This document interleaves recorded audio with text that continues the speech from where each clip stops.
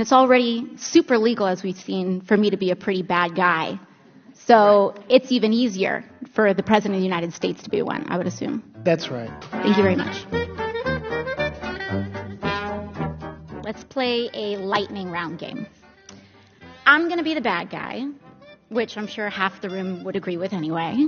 And I want to get away with as much bad things as possible, ideally to enrich myself and advance my interest, even if that means putting my interests ahead of the American people. I have enlisted all of you as my co-conspirators, so you're going to help me legally get away with all of this. So, Mrs. Hobart Flynn, I want to run. If I want to run a campaign that is entirely funded by corporate political action committees, is there anything that legally prevents me from doing that? No. Okay.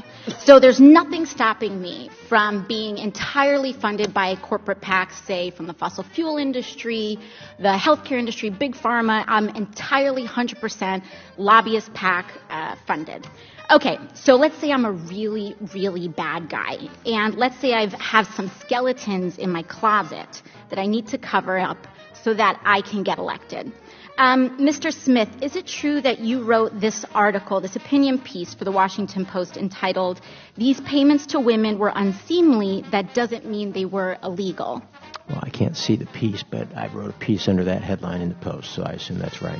Okay, great. So, green light for hush money. I can do all sorts of terrible things. It's totally legal right now for me to pay people off. And that is considered speech. That money is considered speech. So I use my special interest dark money funded campaign to pay off folks that I need to pay off and get elected.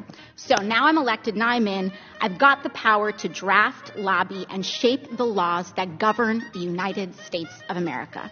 Fabulous. Now, is there any hard limit that I have? Perhaps Mrs. Hobart Flynn, is there any hard limit that I have in terms of what legislation I'm allowed to touch? Are there any limits on the laws that I can write or influence, especially if I'm based on the special interest funds that I accepted to finance my campaign and get me elected in the first place? There's no limit. So there's none. So I can be totally funded by oil and gas. I can be totally funded by Big Pharma, come in, write Big Pharma laws, and there's no limits to that whatsoever. That's right. Okay, so awesome. Now, Mr. Mirabani, the last thing I want to do is get rich with as little work possible. That's really what I'm trying to do as the bad guy, right? So is there anything preventing me from holding stocks, say, in an oil or gas company, and then writing laws to deregulate that industry and cause, that could potentially cause the stock value to soar and accrue a lot of money in that time? You could do that.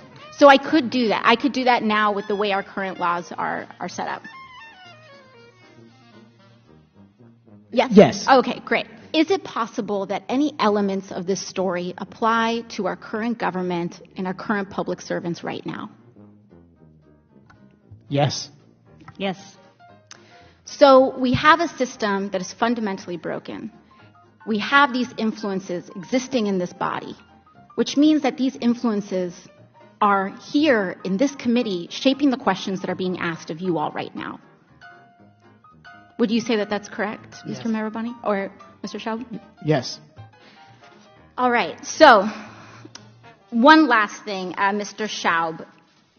In relation to congressional oversight that we have, the limits that are placed on me as a congresswoman, compared to the executive branch and compared to, say, the President of the United States, would you say that Congress has the same sort of standard of accountability? Is there more teeth in that regulation in Congress on the president, or would you say it's about even, or more so on the federal? In terms of laws that apply to the president, yeah, there's just almost no laws at all that apply to the president. So I'm being held, and every person in this body is being held to a higher ethical standard than the President of the United States. That's right, because there are some ethics committee rules that apply to you. And it's already super legal, as we've seen, for me to be a pretty bad guy. So it's even easier for the President of the United States to be one, I would assume. That's right. Thank you very much.